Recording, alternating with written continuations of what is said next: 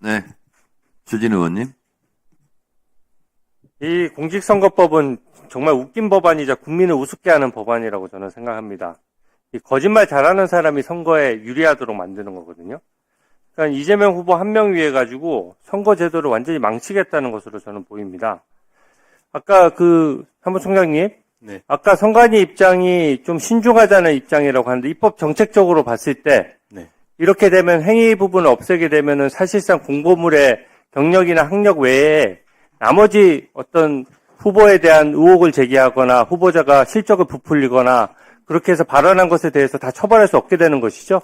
실적 같은 경우에는 저희가 이제 간단히 말씀해 주세요. 네. 경력에 포함돼서 처벌한 예는 있습니다. 다만 컨덕트, 즉 단순한 행위, 사실관계에 대한 행위 여부에 대한 허위사실에 대해서는 입법적 공백이 발생한 건 맞고요. 네. 우리 네, 국민들이 그 부분을 어떻게 생각할지에 대한 부분을 좀 고민을 하자는 겁니다. 네. 즉 선거의 공정성에 영향을 미치느냐 안 미치느냐의 부분을 조금 그런 부분에서 국민들이 그 허위사실, 행위에 대한 허위사실을 어떻게 판단할 것이냐라는 부분을 좀 고민해서 이번 입법 과정에 좀 반영을 시켰으면 좋겠다는 게 네. 저희 생각입니다. 이게 선거제도는 원래 대국민 인사청문회랑 똑같은 거거든요. 민생에 바쁜 국민이 어떻게 일일이 후보자들에 대해서 조사를 합니까?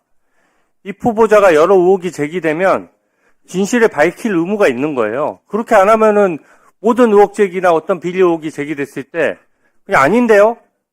무조건 아닙니다. 그렇게 얘기하면 그 부분에 대해서 어떠한 제재도 없고 한다 그러면 말 그대로 뻔뻔하게 얼굴에 철판 깔고 거짓말할수록 유리해지는 거 아닙니까?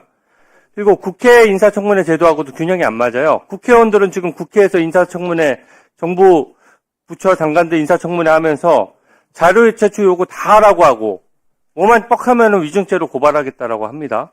여기서 지금 선서하고 어떻게 보면 여기 와서 청문회에서 허위로 얘기했을 경우에 다 고발하고 형사처벌하는데 왜 이 포부한 정치인들은 선거 과정에서 국민 앞에서 거짓말해도 아무것도 처벌 안 되겠도록 그렇게 만드는 것입니까? 저는 국회의원 권한은 늘리면서 국민 권한은 줄이는 꼴이라고 생각하고요.